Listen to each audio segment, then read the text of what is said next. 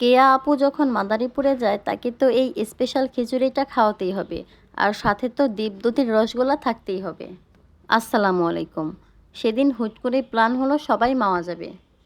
তারা ফ্রেন্ডরা সবাই একসাথেই ছিল, আমি তাদের সাথে সবার পরে অ্যাড হয়েছি। আমি গাড়িতে ওঠার পরে আপু বলতেছে প্ল্যানিং চেঞ্জ, আপু মাদারীপুরে যাবে, মানে আমাদের ওখানে। এইবার তো আমি আরও খুশি হয়ে যাই, নিজের এলাকায় যাচ্ছে বলে কথা। এত অল্প সময়ে কোথায় কোথায় যাওয়া যায় আর কি কি মজার মজার খাবার খাওয়া যায় সেটাই এখন ভাবছি। কোনো কিছু চিন্তা ভাবনা না করেই আমরা কাওড়াকান্দি পুরানঘাটে চলে আসি শুক্কুরের খিচুড়ি খেতে। শুক্কুরের খিচুড়ি সম্পর্কে জানা না এমন মানুষ কিন্তু শিবচরে কমই আছে।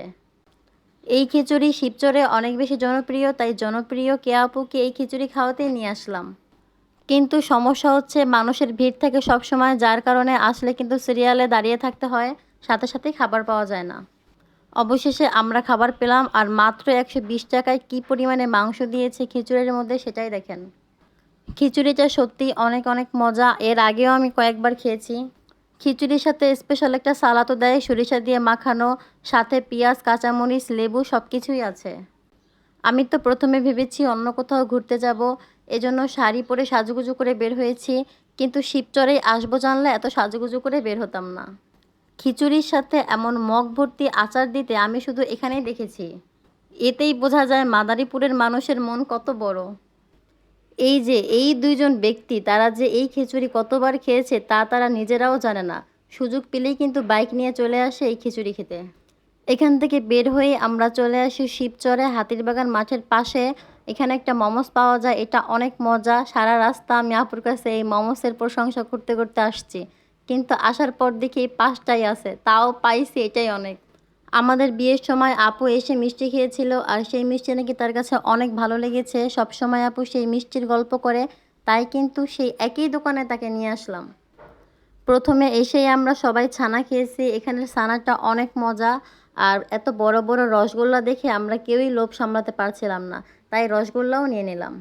শিবচরে আরও অনেক মজার মজার খাবার আছে, কিন্তু সময় স্বল্পতার কারণে আমরা সব খাবার খেতে পারলাম না, আর একসাথে কত খাবারই বা খাওয়া যায়।